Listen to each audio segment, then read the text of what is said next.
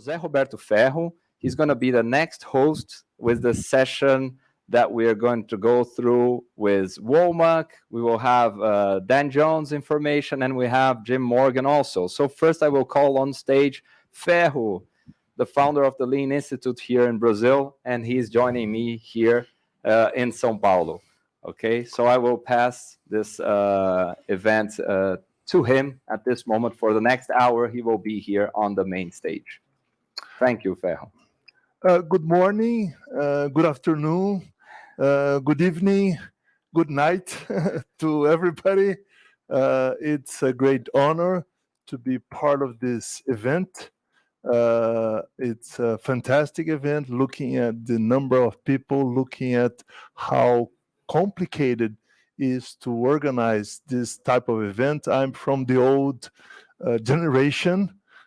Things used to be done in person.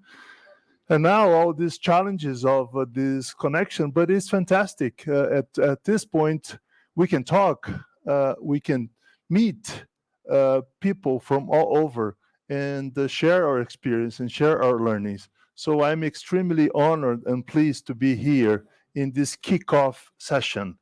And I have the honor to introduce our three first speakers. The session is the machine that is changing the world again. And it refers to a very influential book that was written by two of the presenters here, Dan Jones and Jim Womack. They were the co-authors of this book.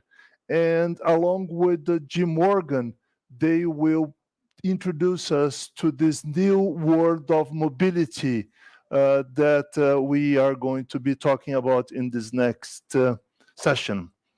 They all have done major contributions to the Lean movement. Jim Womack and Dan Jones have cooperated in many breakthrough books since the original automobile studies and up to more recently Lean Thinking and Lean Solutions.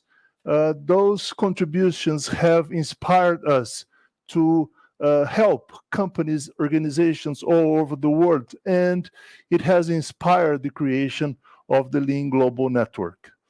And the third speaker will be Jim Morgan, who has made a great contribution in shaping the Lean product and process development ideas and practices. This framework has been built with some of the major contributions that Jim has done in some of his most relevant books, the Toyota Product Development System, and more recently, Designing the Future. Jim Morgan also had a very successful professional career, both at Ford and the new startup, the electric truck company Rivian. This will help Jim drive us through the future of mobility and the future of the innovation in this industry. So we're going to start with a video from Dan Jones, the founder of the Lean Enterprise Academy in the UK, who will talk about the origins of Lean. And he's going to be doing that in a video. He cannot be present live with us, but he made a special video for this event. Please, would like to share Dan Jones' video.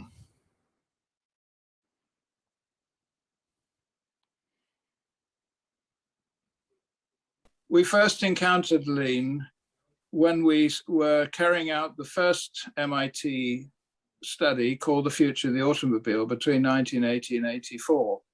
And it was a unique collaboration, not only with researchers around the world, but also a key representative from all of the car companies around the world and most of the governments that were involved. And during that program, it became clear that the Japanese were being very successful and competing in the American and the European markets, so much so that the governments erected voluntary export restraints against Japanese imports. And our sponsors were in full discussion about this. And we were, on the other hand, questioning the logic of whether this was simply because there were some artificial benefits that the Japanese had that other people didn't have. We were convinced there was something more to to this.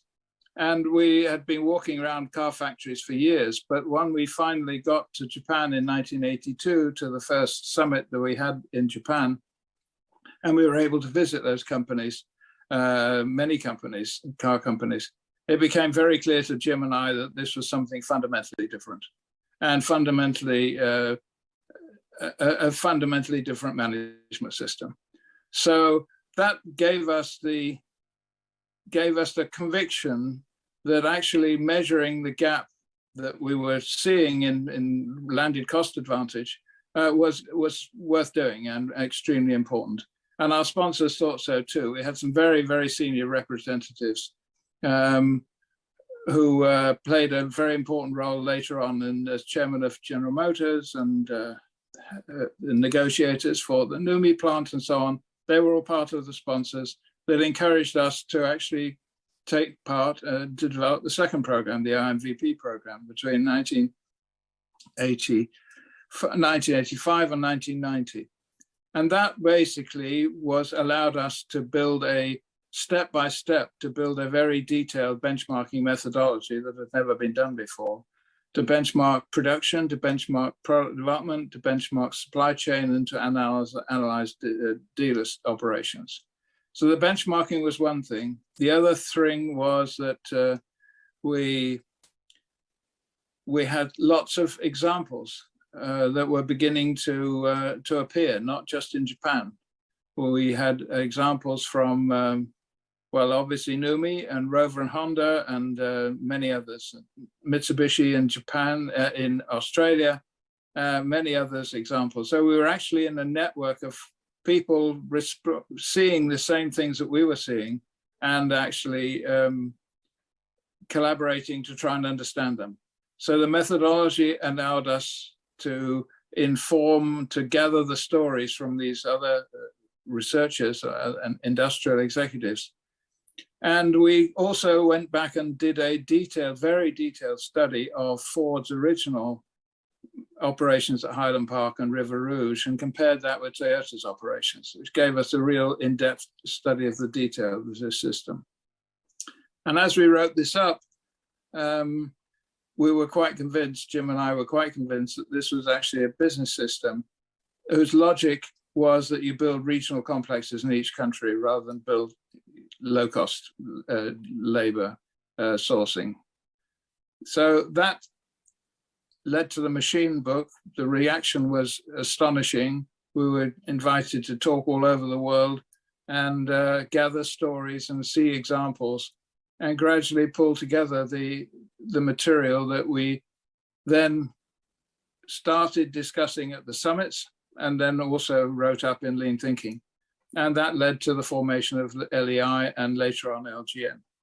So it was a long process of gradually uncovering what was going on and gradually making sense of it and understanding it, and then sharing the message. And the response was very, very enthusiastic and led us to continue. So it was a unique opportunity. We were in the right place at the right time.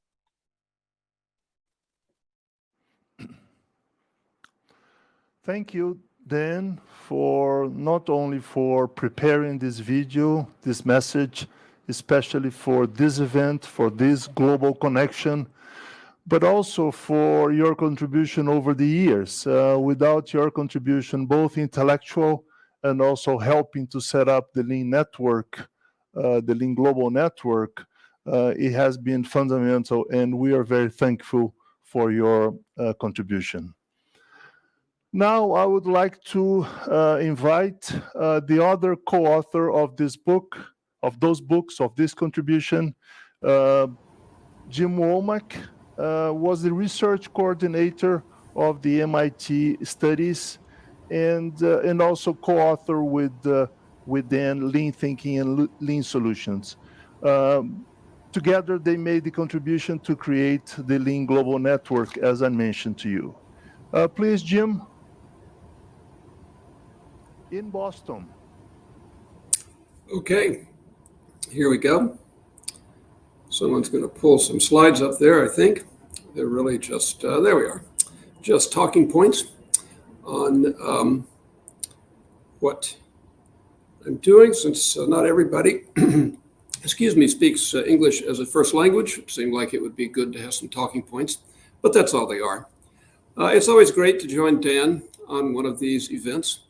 We've been promoting what has become lean thinking since the first conference that we organized in Philadelphia in the June of 1981. So that was our first global connection. We had leaders of car companies and first-tier suppliers from all over the world, and our research team from all over the world, all in one room. I think all guys, I think probably without exception, they were all men. And that was the beginning of what we've now been at for more than 40 years. Just a couple of thoughts for our younger members of our group. I think this is a time where there's going to be a lot of rethinking, a lot of disruption going on in the world. We can feel it. And so please take advantage of your lack of experience. Take advantage of your beginner's eyes. That we were able to pretty early on in our careers learn that we needed to go to the Gemba to observe the work, the flow, the waste, and the struggles of the value creators.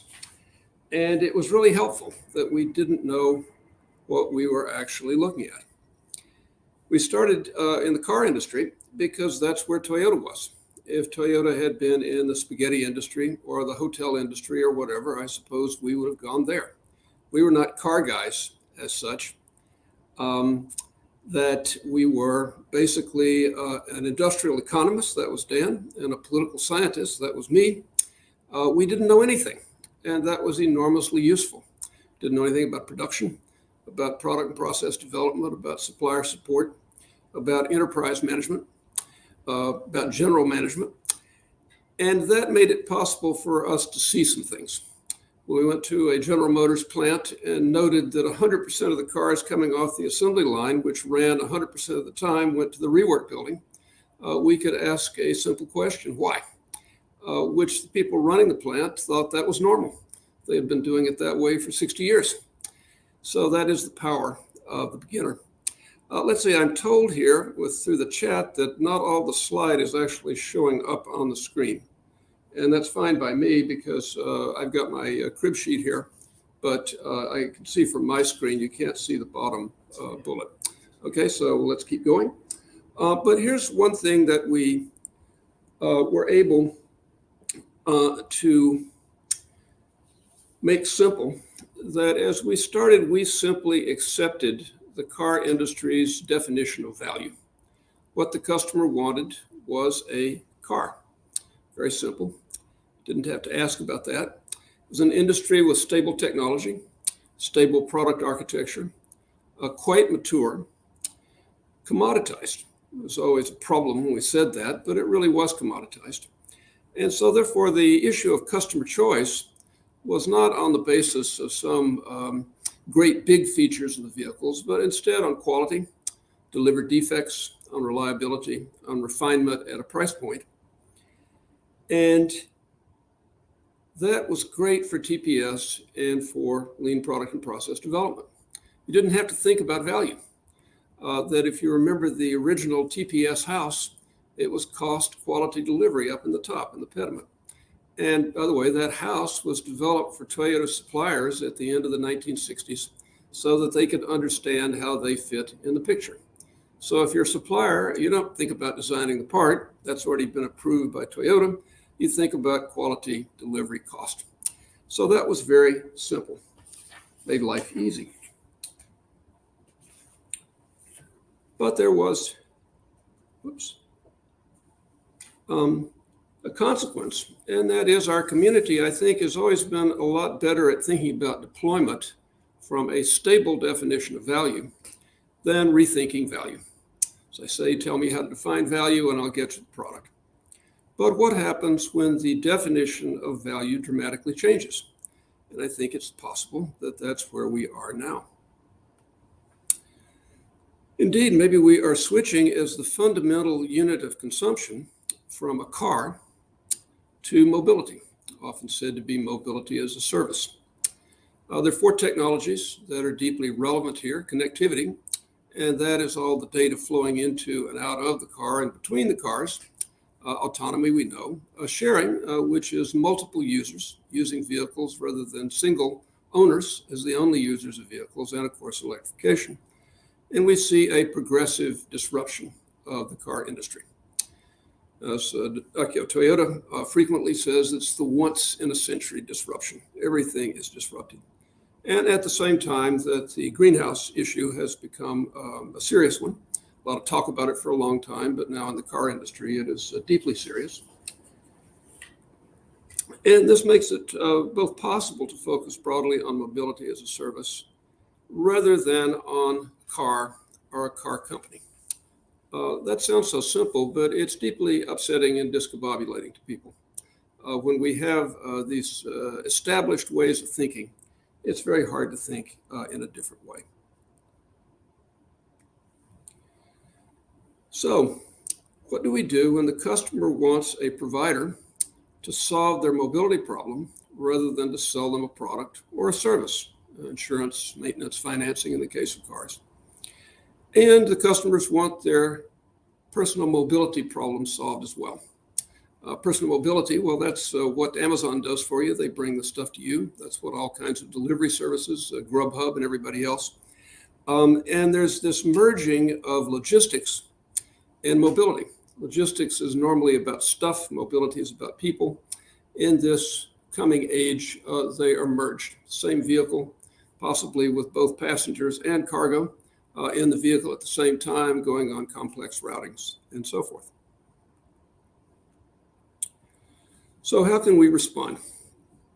How do we map solution streams rather than just product family value streams? We're very good at that, the product family value stream.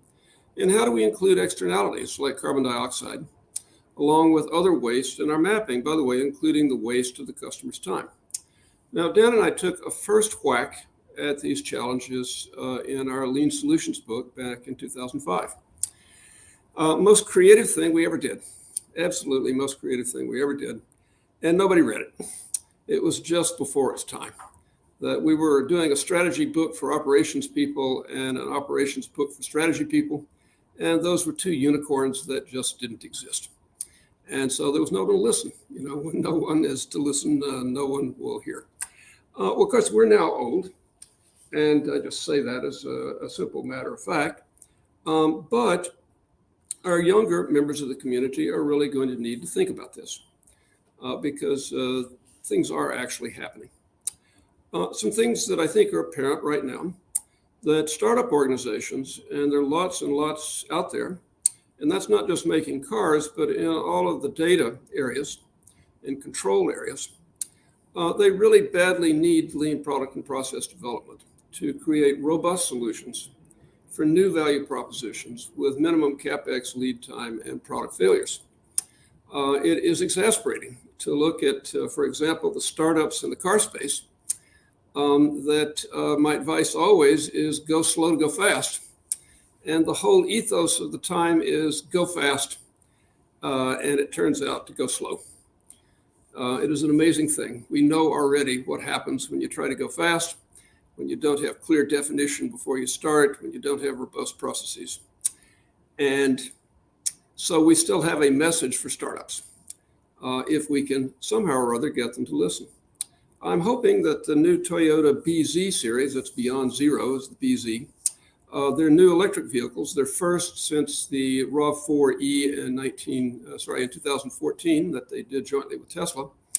I hope these new Toyotas due out next year will be the first example of going slow to go fast. Toyota is behind in the game, but they've been taking their time. They're trying to get it right.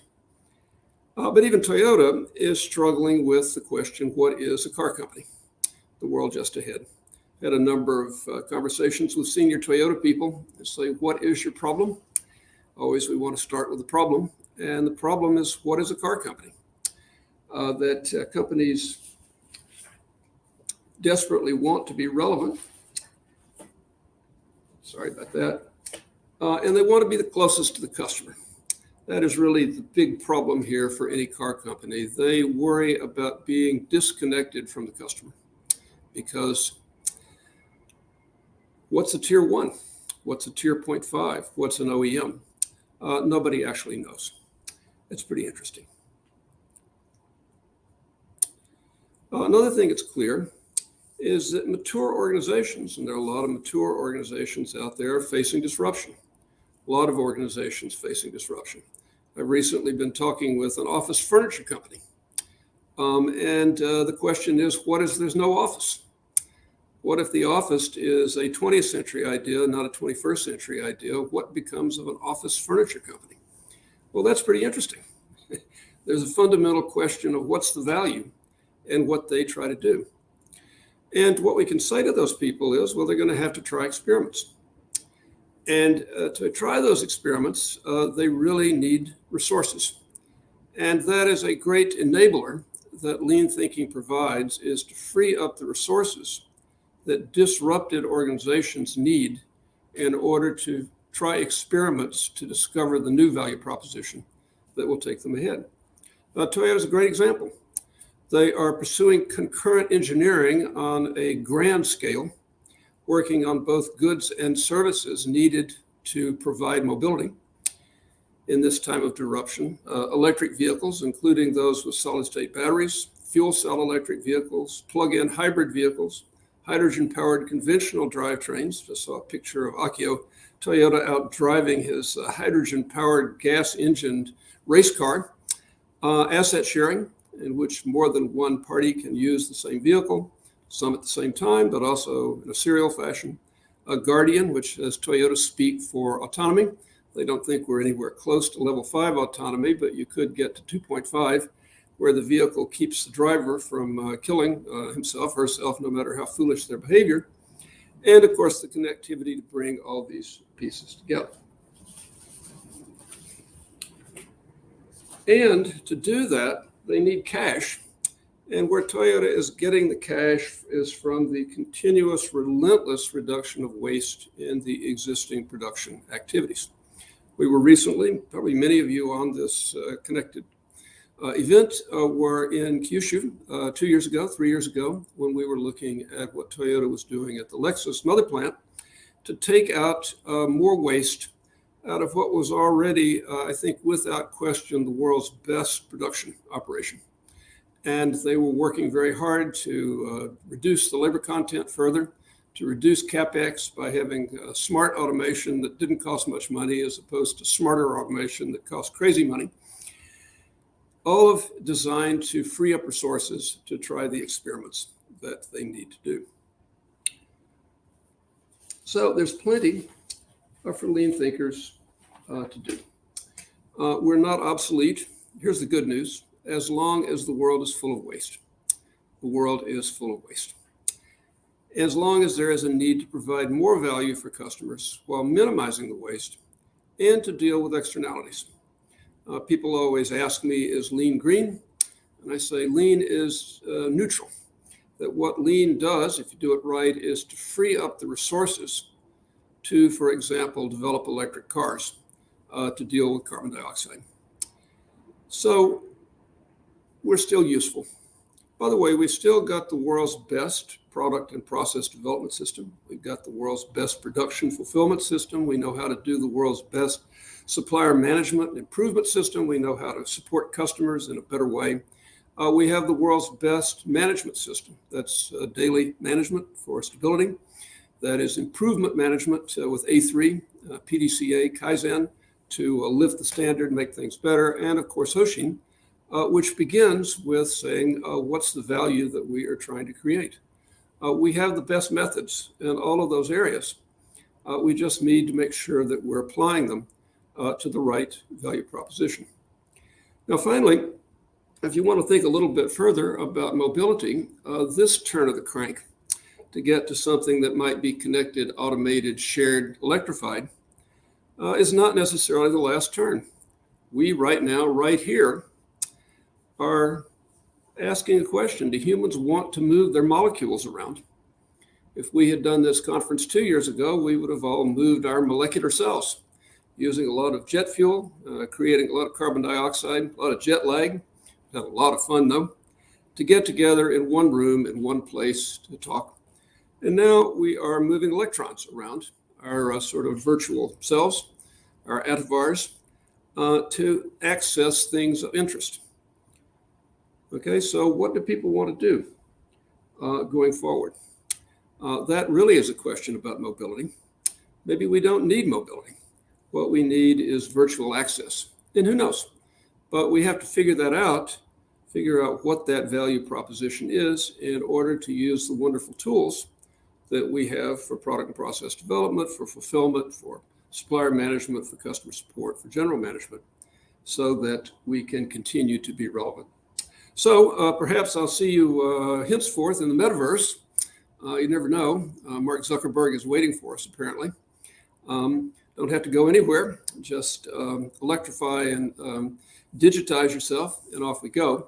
Going to be a lot of fun, very hard work, and in particular for us who were so good at thinking about the previous world of objects. And now we have to think about a more complicated world, in this case, cars versus mobility. Thank you.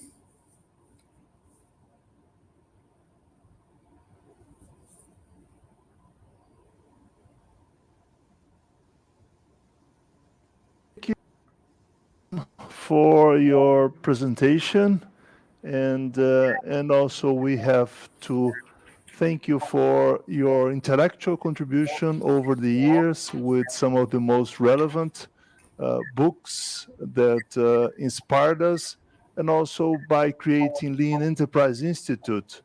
That was extremely important when Jim created LEI.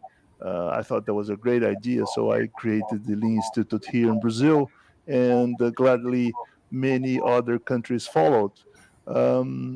So thank you very much for all your contribution over the years. Now is the time to introduce our third speaker, Jim Morgan.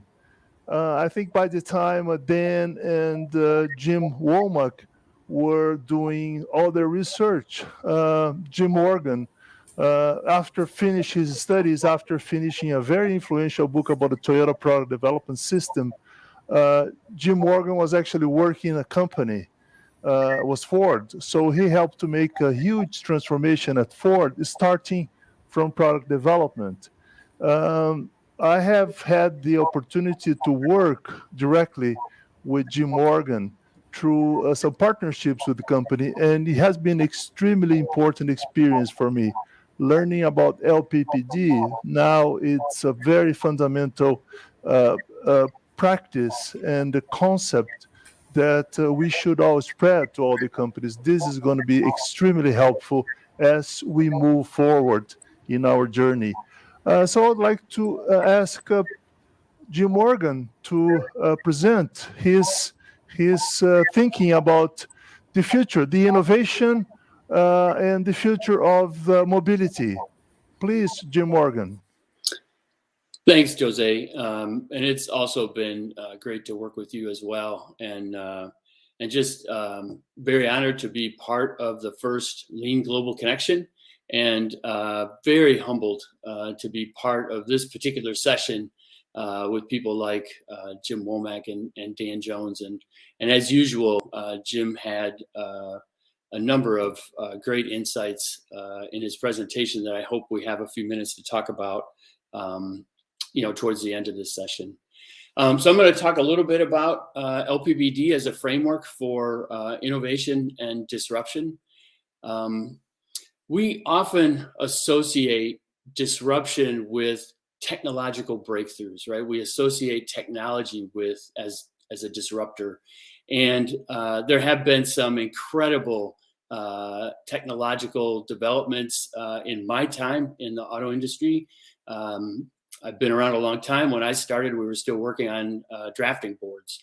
And so we've moved to solid modeling. We've moved to some incredibly sophisticated simulation softwares, 3D printing, have all made a huge impact on product development.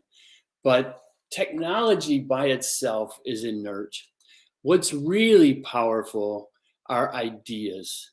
And without a doubt, the most disruptive ideas that happened during my time in the auto industry was Lean, both in manufacturing, in supply chain, in management system, and of course in product development. These ideas changed the entire industry. And I would also say changed many other industries as well. Everybody knows sort of the data, half the time in development, 2/3 of the cost, highest profit per vehicle, highest quality. Sales kind of go back and forth, but incredibly high sales. And one of the things that occurs to me is that this community, this group that's getting together today, are the result of disruptive ideas, right? It's in our DNA. It's part of who we are as lean practitioners. Sometimes we have to dig a little deep to get below the standard work, but innovation is a fundamental part of the continuous improvement and the waste elimination that Jim talked about. And so we are the product of a major disruption that started in the auto industry. Of course, there's another round of disruption going on now. Jim mentioned that in his talk, and it's profound. It's an incredible time to be in the auto industry. It's both new technologies and new ideas. The EV technology is, of course, incredible. Both the powertrain technology as well as the software is just amazing. But it's accompanied by a number of very powerful ideas that have yet to be fully manifested. Starting with an EV can be your primary vehicle, right? In fact, it can be better than your internal combustion vehicle. GM was making electric vehicles for a long time when guys like J.B. Straubel and Martin Eberhard came along and said, this can be actually better than what you're driving today. And it can be much better for the environment as well. Then there were ideas like dealerships, right? Do we really need dealerships? Is it a good idea to have an independent entity between us and our customer? Or should we build a direct relationship with that customer? Should we build a long-lasting relationship with that customer? And then questions that Jim brought up as well. Do we need a driver, right? Do we need to drive? Do we even need to own our own cars, right? Long way to go in this space, but I think it challenges a lot of our assumptions, and challenging assumptions are the most powerful disruptive ideas. Software-first development, thinking about software as what really defines the value that you're creating for your customer. And so we sort of build this vehicle around the software, which I have to say is a little bit tough to take for an old body guy.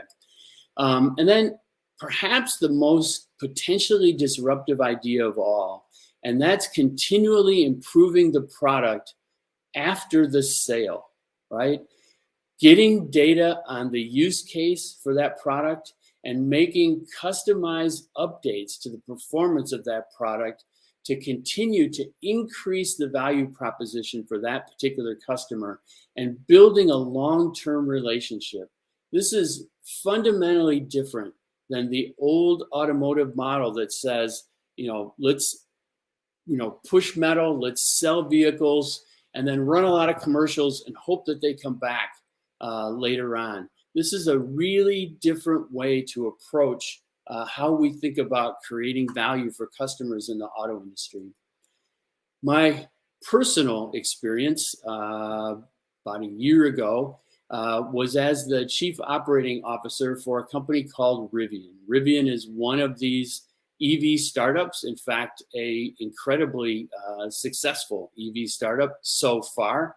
They IPO'd recently. They focus on building sustainable trucks and delivery vans with the idea of enabling people to explore our world in the most sustainable way possible. In fact, it was founded by a former student of Jim Womack and John Shook's, RJ Scaringe.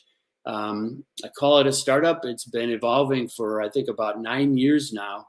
And it was a really unique experience for me joining Rivian for about the 14 months or so that I was there. The products are really an expression of the mission. It's why the company is coming together. They have both B2B products, that is the electric delivery vans that they make for Amazon and very soon for other people, as well as traditional B2C, business to customer products that they create. And that's their R1T and R1S pickup truck and an SUV.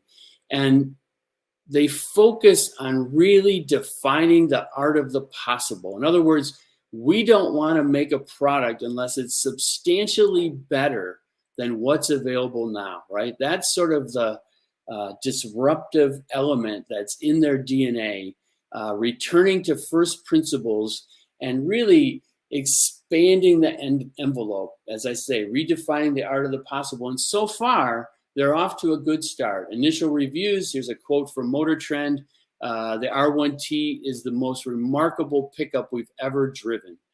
So they're well on their way to creating a disruptive product, but they're very early in the climb. RJ and I would talk about that a lot. They're just sort of in the foothills. They still have to scale up. There's still a lot of challenges in front of them, so it remains to be seen how successful they are.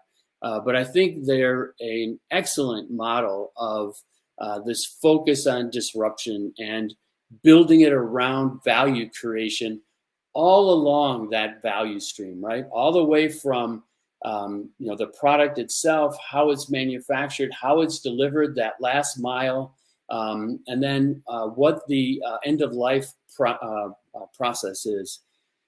One sort of word of advice is, if you aim to disrupt a major industry, you definitely need a high tolerance for risk because it's an incredible environment. And just a quick aside, this is what the plant in Illinois looked like when I got there. It was definitely a clean sheet. And I know many of us who have worked to change organizations have often thought, if I only had a clean sheet, right? If I only didn't have to undo, all these years of processes. My advice to you is be careful what you wish for. It's crazy. There's endless things to do. They're all a number one priority. There's not a lack of ways to do things. There's actually 100 different ways to do things.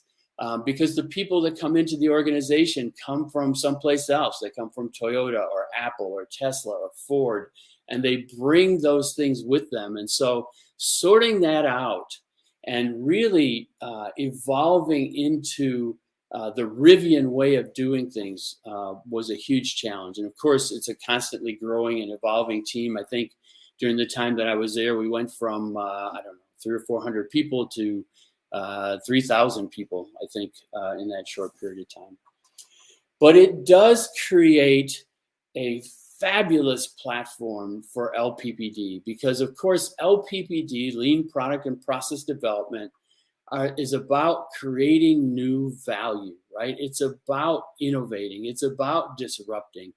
And in fact, it's about creating entirely new value streams, thinking through every step in the delivery of value to your customer. And it offers you this unique opportunity to innovate all along the value stream and to connect that, right? Connect that during the design period is incredibly powerful. And you are, I've said it many times, essentially designing the future, certainly your future, because the decisions that you make during development are going to impact your future for many years to come. There's the sort of LPPD guiding principles that have evolved over, 25 or 30 years of doing this.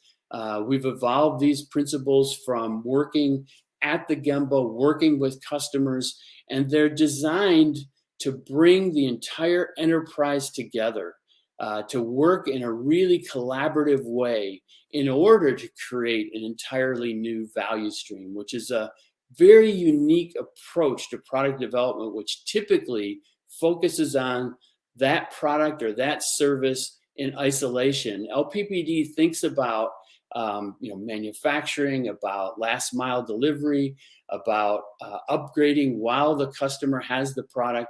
It's a unique opportunity to design that whole experience. And I'm not going to go into every one of these principles in any detail. A number of my colleagues will be presenting throughout this event.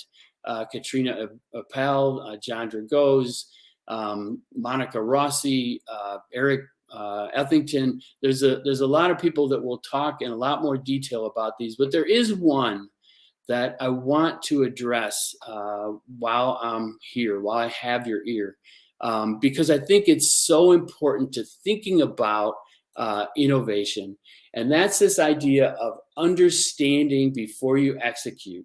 That's this idea of making the front end of the product development process really potent, really productive by starting by zooming out and thinking very broadly about the art of the possible, looking at your customer, looking at the larger context, looking, of course, at competitors, looking at adjacent industries for ideas, actually building time into development to really think this through and develop a compelling vision for this specific product or service.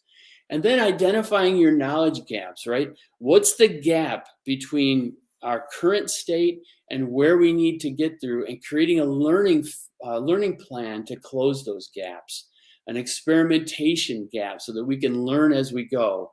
And one of the most powerful ways to do that, of course, that we owe to Al Ward, one of the biggest contributors to this way of thinking, to this discipline, is thinking in sets and experimenting to learn over time. And I find that this graphic can be really helpful to think about how this works, starting at the front end very broadly, exploring for new ideas, developing specific hypotheses, and then experimenting on those hypotheses, whether it's around manufacturing, whether it's around serviceability, whether it's around continuous updates, experimenting with these ideas in some rapid and effective way, deselecting, right? That often gets overlooked when we talk about set-based. Deselecting those ideas, combining other ideas, and working to converge, right, on the detailed version of what that product needs to be.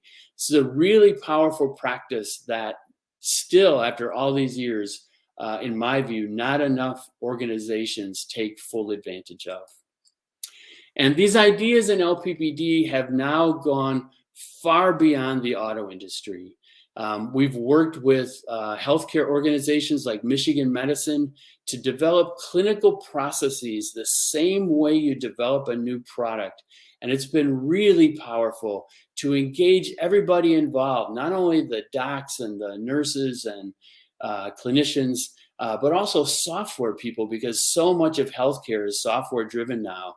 And following this same discipline, our friend Vibe in the Netherlands is applying, he and his team are applying these ideas to infrastructure in the Netherlands in one of the biggest infrastructure projects I think we've seen since World War II, with great success. It's being applied in defense, in consumer electronics. It's really gratifying to see how well these ideas can be adapted to fit in various industries. And so I guess my final thoughts on this is that disruption is a constant. It's here to stay. The picture that I have up on the screen is just a snapshot I took. It's about a 9-foot or 10-foot Yoda that we used to have on the wall of the executive offices at Rivian. Do or do not. There is no try. And for me, that speaks to really embracing the challenge of disruption, of innovation, of building it into the DNA of your company, to be willing to take on the big challenges. One that I'm very passionate about right now is creating sustainable value streams, not just products with sustainable use cases, but complete value streams from material selection, through design, through manufacturing, through serviceability. This is a huge challenge that we're all facing right now. And LPPD gives you the tools, it gives you the principles and practices to be able to go out and take this on. And then finally, just a reminder, as Jim Womack always tells us, you have to engage your brain, right? You have to make this your own. And I love this quote by Bruce Lee: adapt what is useful, reject what is useless, and add what is specifically your own. You have to make these ideas your own and adapt them to fit your particular challenge. Thanks for your time. Thank you, Jim, for your fantastic contribution. I think most of us in the Lean community are still in the early stages of understanding LPPD. And as I mentioned, as you mentioned, this is going to be fundamental for this new era of innovation and disruption that we are seeing intensifying over the past few years. I was supposed to ask questions based on our participants, but I saw a lot of comments and everybody thanking you guys for your contribution over the years. So I would say most of the comments are thank you notes, networking things. If you haven't seen it, John Shook, it's online from Japan, taking some notes. So he's making some very interesting points. I would urge you to take a look at them. They make a very nice addition to the presenters. So we have actually John Shook around us making great contributions. And you all know John is fundamental, has been fundamental for us to be here today. So I will ask, because there are not many questions actually, I will ask myself, I will take the initiative to ask some questions from São Paulo, Brazil. And it's great that Jim is in Boston, Jim Morgan is in Traverse City, Northern Michigan, and you just heard in the introduction Oriol from Tenerife, Denise from Australia. Maybe Denise went to bed, maybe she's still around, and Matt from Boston. So I will ask a couple questions. One for you, Jim Morgan, to continue this discussion. Looking back in your experience, you deeply studied Toyota. You wrote a fantastic book about the Toyota product development system. And then you went to work for Ford, and then you tried to implement what you learned from Toyota. And then I think you and the team around the Ford management team, you were very successful. We all know there was a huge turnaround at Ford based on new products and new product development processes. And then you went to work for Rivian, a different environment, a different CEO, different company, different history, different products, different technologies.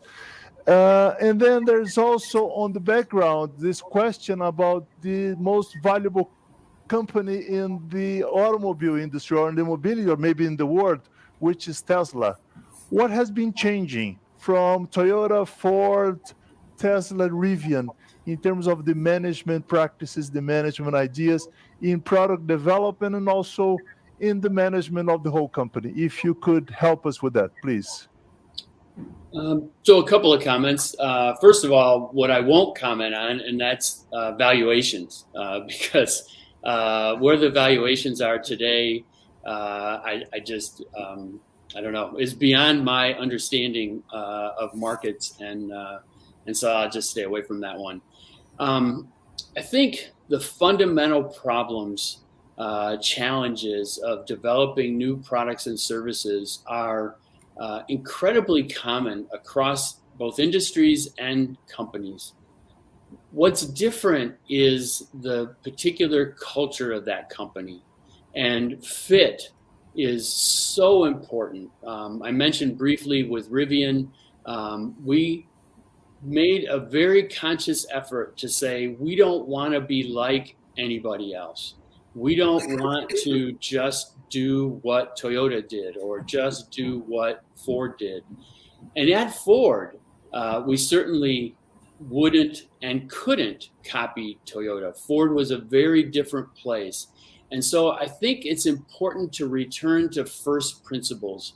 And that's why we've made these LPBD principles so seemingly simple and high level. But when you drill down, as you know, Jose, there's a ton there. But we wanted to make them sort of the first principles of doing great development that can then be utilized in a lot of different environments. And then the last thing that I'll say, the biggest difference personally that I experienced is the willingness to take incredible levels of risk.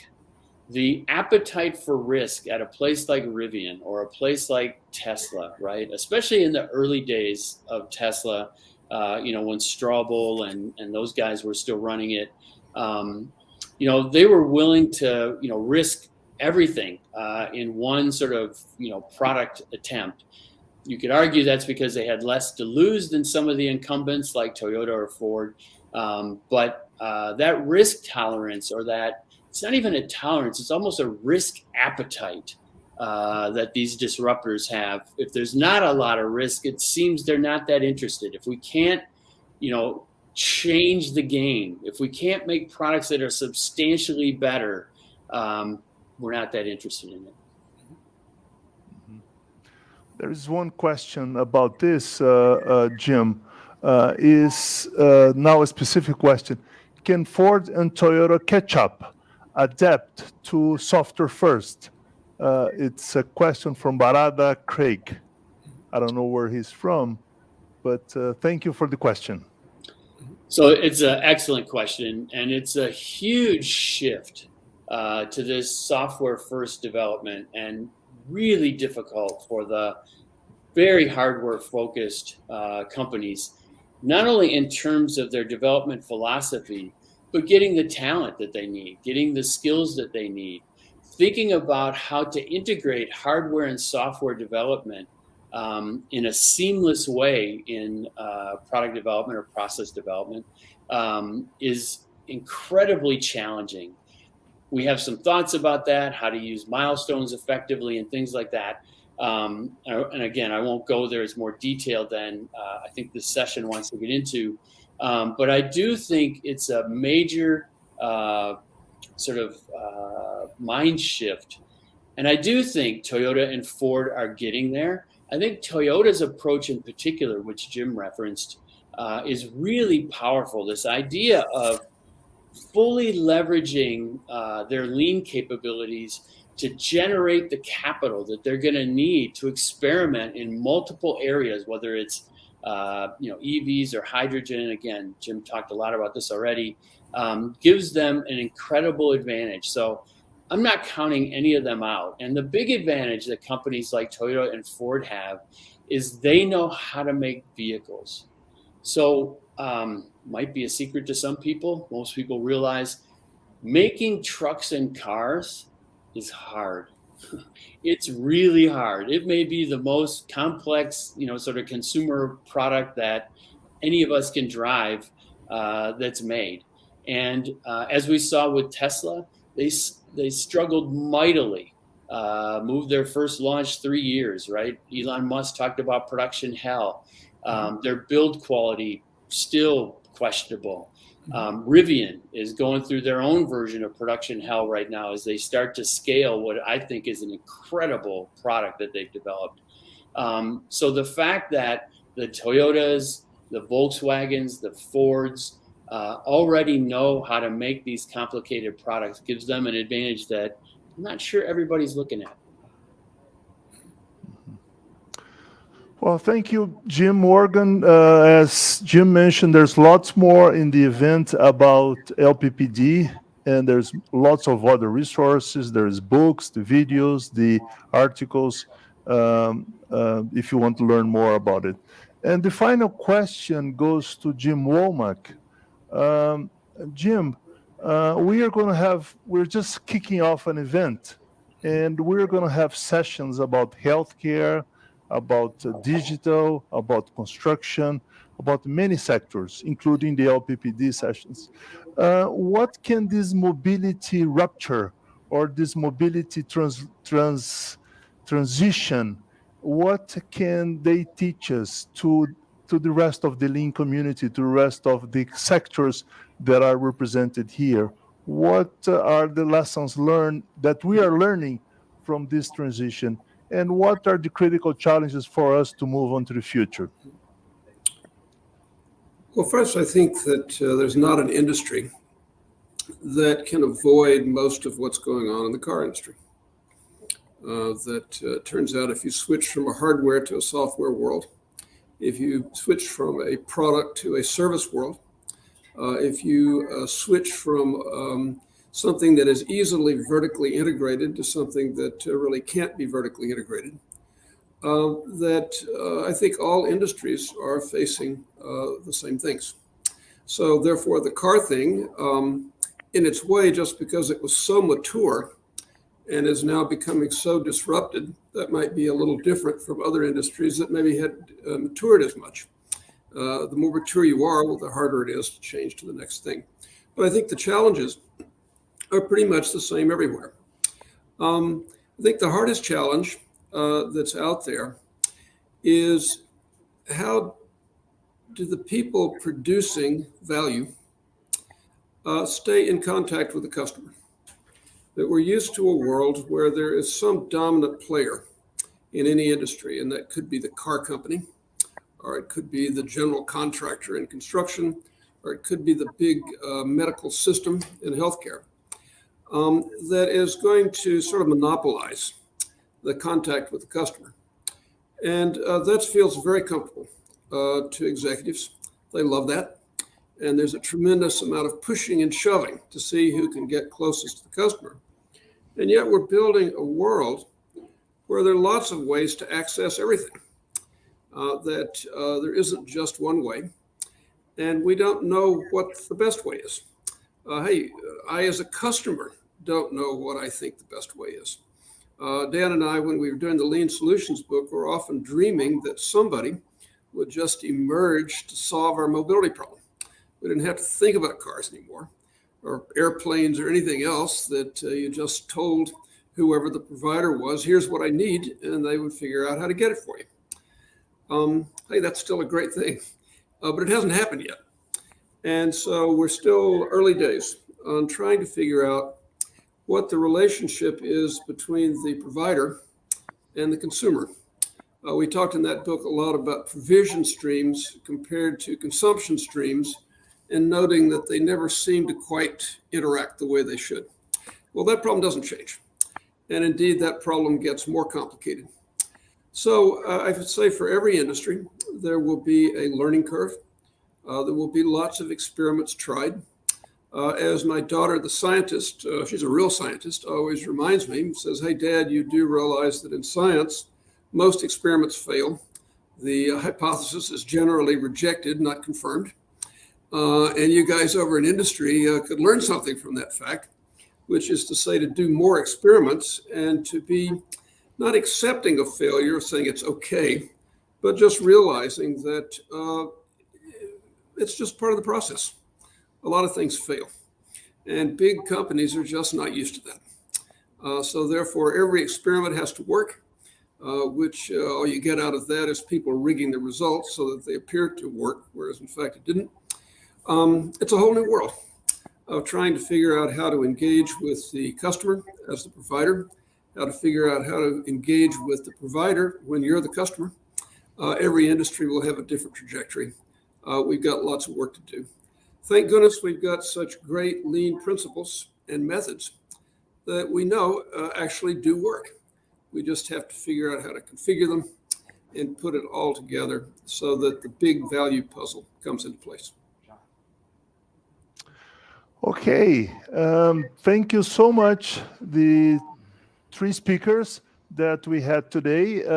In the Lean community, we have to thank you for your past, your current contribution, and we hope your future contribution. Thank you very much. I now ask Christopher to take the lead back again. Thank Okay. you.